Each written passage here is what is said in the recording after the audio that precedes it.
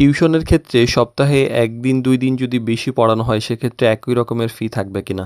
বা কম ফি পড়িয়ে বেশি ফি আবার বেশি পড়িয়ে কম ফি এই ব্যাপারটা আসলে কিভাবে ঘটে বা এই হিসাবটা কেমন? তো হোম টিউশনে আসলে একটা গুরুত্বপূর্ণ ব্যাপার যে ক্লাসের ফ্রিকোয়েন্সি বা সপ্তাহে কয়দিন ক্লাস কেমন হবে? তো অনেক সময় গার্ডিয়ান, টিচার এবং স্টুডেন্ট এই ৩ পক্ষের মধ্যে বিষয়টা পরিষ্কারভাবে আলোচনা থাকে না। পরীক্ষার সময় এক বিভ্রান্তি তৈরি হয়। বেশি পড়িয়েছি বা আপনি আগে ৪ দিন বলেছিলেন এখন ৫ দিন, আগে ৩ দিন বলেছিলেন এখন ৪ দিন। আজকে এই মাসে ১২ টা নেয়ার কথা ছিল ১০ টা নিয়েছে। এই মাসে ১২ টা নেয়ার কথা ছিল আমি আ ১৬ টা নিয়েছি। এই ধরনের ব্যাপারগুলা অনেক সময় একটা ব্যাপার থাকে। আসলে ফ্রিকোয়েন্সি এবং ফি ২ টা কিন্তু একে অপরের সঙ্গে সরাসরি সম্পর্কিত। ফ্রিকোয়েন্সি বনাম ফি নিয়ে আজকে কথা বলবো টিউশন শিক্ষক-শিক্ষার্থী এবং অভিভাবক সিরিজের ৮৯ তম পর্বে। আসলে ক্লাস যত বেশি সময়ের দায়িত্ব কিন্তু ততই বেশি। সপ্তাহে ২ দিন, ৪ দিন, ৩ দিন বা প্রতিদিন সব অবস্থার দায়িত্ব কিন্তু একরকম হয় না। ফ্রিকোয়েন্সি বাড়লে অবশ্যই টিচারের সময়, এনার্জি সবকিছুই কিন্তু বেশি দিতে হয়।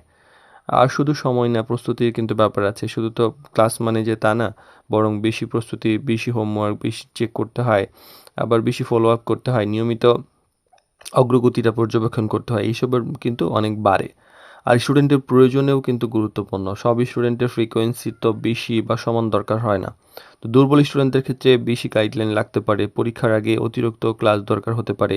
এই বাস্তবতা কিন্তু বুঝে সিদ্ধান্ত নেওয়া উচিত। আর কম ফ্রিকোয়েন্সি মানে যে সবসময় গুরুত্ব কম তা কিন্তু না। অনেক সময় সপ্তাহে ৩ দিন বা কম ক্লাস হলেও স্টুডেন্ট নিজে পড়ার সুযোগটা পায়।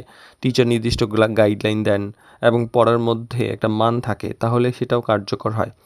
আর শুরুতেই পরিষ্কার আলোচনা করা জরুরি। অনেক সময় ভুল বোঝাবুঝি হয়। কারণ সপ্তাহে কয়দিন ক্লাস, অতিরিক্ত ক্লাসে হলে কী নিয়ম, পরীক্ষার সময় পরিবর্তন এই ব্যাপারগুলো কিন্তু অনেক সময় আলোচনা করা থাকে না। আর ভারসাম্যটাই কিন্তু গুরুত্বপূর্ণ। অতিরিক্ত ক্লাস দিলেই যে ভালো ফলাফল হবে এরকমও হয় না। আবার খুব কম ক্লাস হলেও কিন্তু পড়ার ধারাবাহিকতা নষ্ট হতে পারে। তো স্টুডেন্টের সক্ষমতা, সময়, বাস্তবতা এগুলো কিন্তু বোঝা প্রয়োজন। এইসব বিবেচনা করে ভারসাম্য রাখতে হবে। তো ফ্রিকোয়েন্সি আর ফি ২ টা কিন্তু একে অপরের সাথে জড়িত। যদি ক্লাসের সংখ্যা বাড়ে, আ সময় সেক্ষেত্রে কিন্তু দায়িত্বের পরিমাণও বাড়ে। সেক্ষেত্রে স্যালারির ব্যাপারটা চিন্তা করা উচিত। তো এই বিষয়গুলো শুরুতে পরিষ্কার করা হলে কিন্তু পরবর্তীতে ভুল বোঝাবুঝিটা হয় না। কারণ অনেক সময় এই ব্যাপারগুলোতে নিয়ে পরীক্ষার আগে টিচার টিউশন ক্যানসেল হওয়া এই ধরনের ব্যাপার হচ্ছে।